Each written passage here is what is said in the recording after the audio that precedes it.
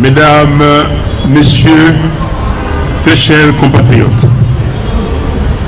du 2 août 1998 à ce 2 août 2023, voilà 25 ans que l'histoire de notre pays s'écrit en lettres de sang, dans la barbarie la plus absolue et dans l'indifférence coupable de la communauté internationale. Les génocides contre le peuple congolais, commis par le régime de M. Paul Kagame, est sans nul doute le plus grand drame humain qu'a connu l'Afrique noire, après les horreurs de la traite négrière et la tragédie de la colonisation. Plus de 10 millions de Congolais ont été assassinés, violés, mutilés ou torturés, souvent de la manière la plus atroce. Aujourd'hui encore, pendant que M. Félix Tshisekedi organise les Jeux de la francophonie à Kinshasa, dans les provinces du Kivu et de l'Ituri, d'innommables et imaginables massacres se commettent tranquillement et presque à huis clos sur des hommes, des femmes, des enfants, des vieillards et même de nouveaux-nés, dont le seul crime est d'être congolais et d'habiter les terres riches en minerais stratégiques que convoitent les commanditaires de cette guerre d'agression et leurs proxys du Rwanda, de l'Ouganda et du M23. Ce sinistre et inconcevable drame doit dorénavant être qualifié de génocide intentionnel, dès lors que le président du Rwanda s'est permis de justifier la guerre d'extermination du peuple congolais qu'il mène depuis le 2 août 1998 en disant au cours d'une conférence de presse organisée le 15 avril 2023 à Cotonou au Bénin que, je cite, une partie du Rwanda a été donnée au Congo. Fin de citation. En réponse, M. Paul Kagame doit savoir que tous les Congolais et toutes les Congolaises de tous les coins et recoins de la République démocratique du Congo se sont donné le devoir sacré de faire en sorte que le souvenir de ces génocides demeure à jamais vivant.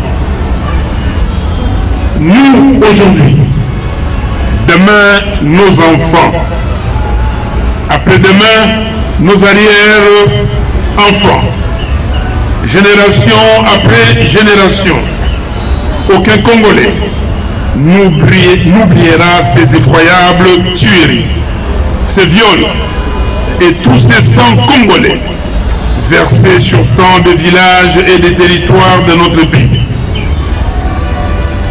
Nous prenons l'engagement de témoigner partout et en toutes circonstances, de l'enseigner à nos enfants et aider le monde à comprendre comment les militaires rwandais et leurs lampions du M23 rendent l'humain de plus en plus si commun, rendent l'inhumain de plus en plus si commun et banal dans notre pays.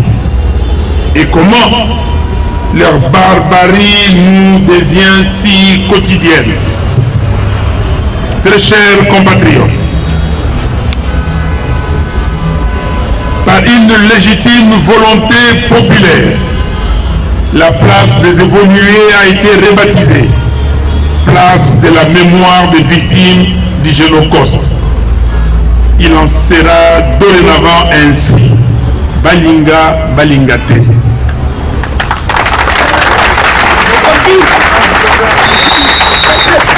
Tous les ans, depuis 5 ans, même plus, nous commémorons un génocide du peuple congolais, dont l'existence est encore contestée au mépris des faits les mieux documentés et les plus évidents.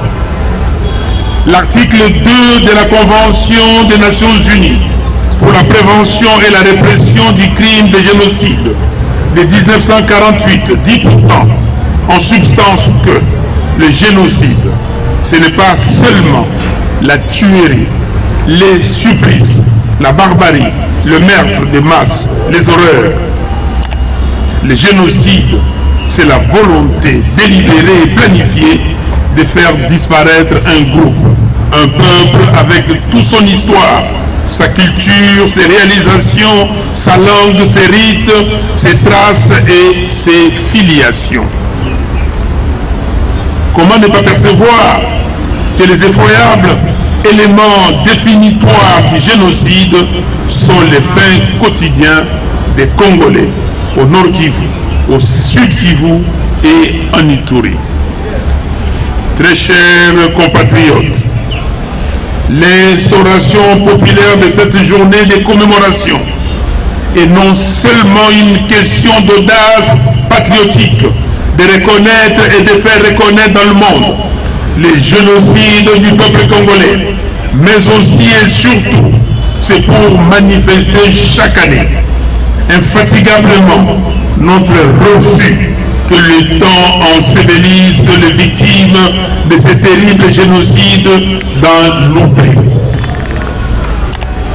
Merci à toutes et à tous, y compris les compatriotes de la diaspora, qui ne pouvant être présents avec nous, nous ont envoyé des messages d'encouragement en nous confirmant leur volonté, que je sais largement partagée par les Congolais, d'ici et de partout ailleurs, de tout faire pour que de telles horreurs cessent au plus tôt d'ensanglanter et de continuer à endeuiller notre pays.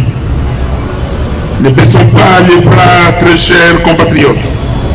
L'inertie de la communauté internationale rend précisément notre action plus que jamais nécessaire.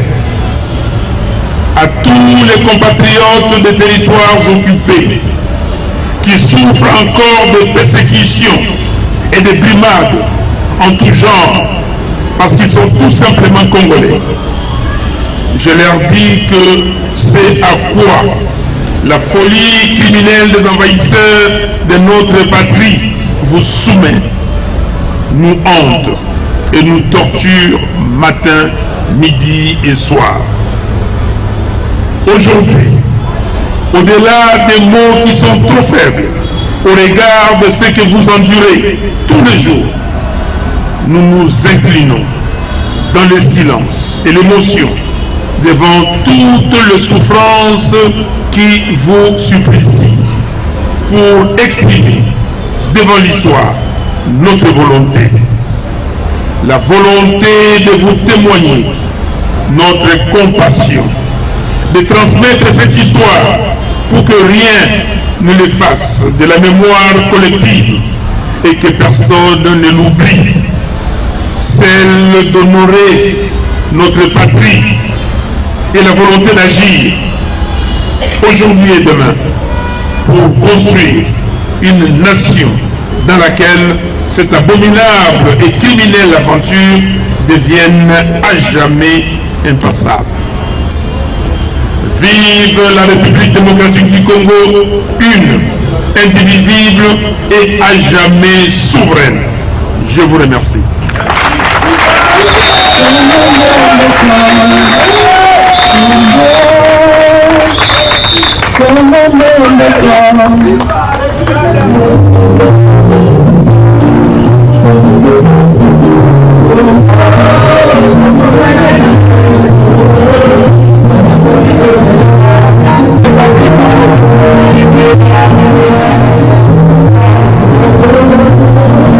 Que cette flamme ravive notre courage